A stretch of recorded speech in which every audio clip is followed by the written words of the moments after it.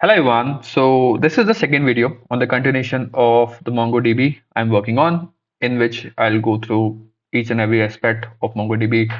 In this video, we'll try to see how you can locally install MongoDB, how you can interact with it using a GUI as well. So coming down and continuing from the previous video, now we'll have to locally install MongoDB. So these are the different steps you can. So I've just copy pasted from ChatGPT only. You can do ChatGPT, you can do online stuff. I'll also give you these commands. The link of this document is in the document is in the description of this particular video. So you can check it out as well. So I have added this for macOS. Similar can be used for Windows as well. So you can use Homebrew to actually install MongoDB. So you have to first check that you have Homebrew. You can use this command. After that, you can add MongoDB tab. That actually helps you to install MongoDB. Then you can install the MongoDB Community Edition 7.0 like this. This actually ends up installing both MongoD, that is the server, and MongoSH, that is the shell.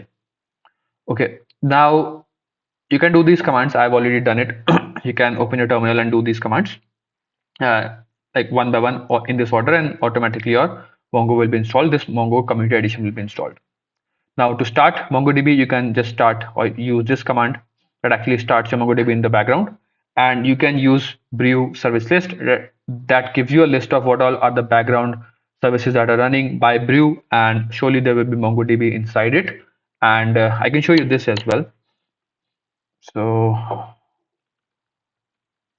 as you can see, if I do brew service list, you can see that I have, okay, never mind. Okay, you can see that I have Redis running and MongoDB also running. So you can see that you can run them in the background. So yeah, you can do that, and you can check that it is running in the background. Cool. And then you can also check that you're running. So you can check that if it is perfectly running. You can also check that you can run MongoD hyphen version to check it is also running. It will give you the version of it. So after doing all that stuff, your Mongo will be running in the background. So how will you interact with it? That is now the next concern. You can interact it with it using the Mongo SH, that is a shell as well. I'll show you that as well.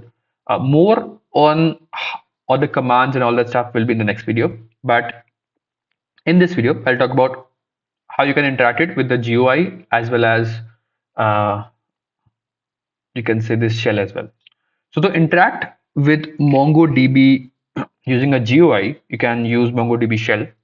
I have already, or not, you can use MongoDB Compass, as you can see. I've already installed it. So you can go to, you can just directly just Google it out, MongoDB Compass, show you.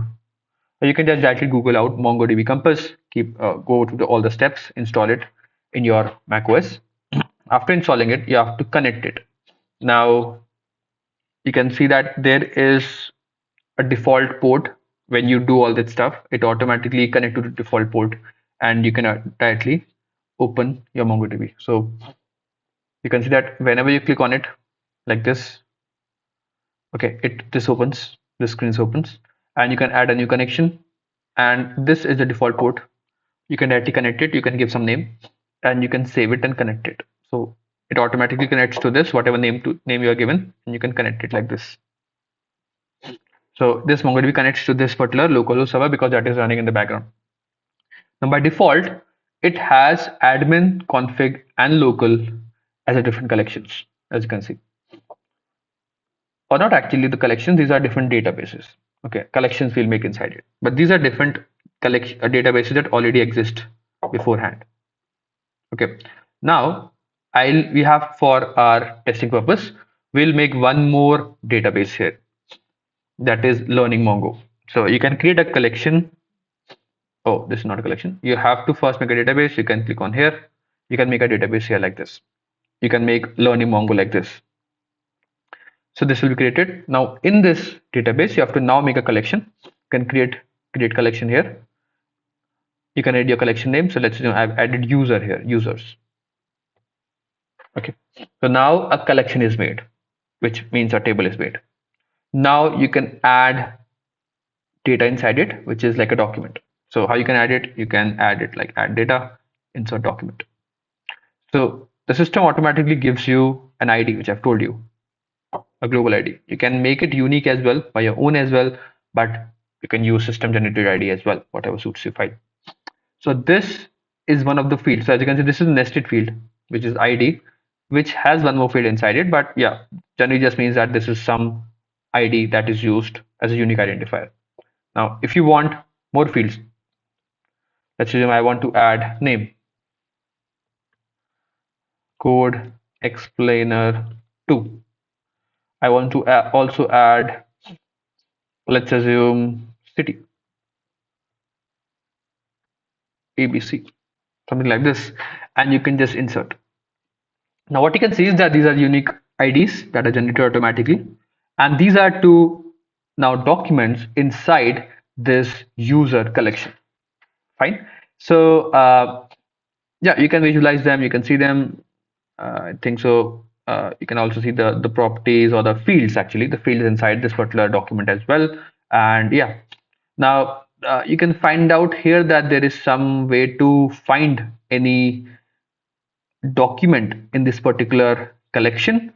Maybe you can find it by some ID, you can find it by, and as you can also see that the schema is not again flexible. In this, I've not added city, in this I've added city. So let's assume that I want to now find out document that has city equal to ABC. Find it, you'll get it. Okay. If you put D, there's no document that has city equal to ABD. So you are actually now, it's like find by the value in that particular collection.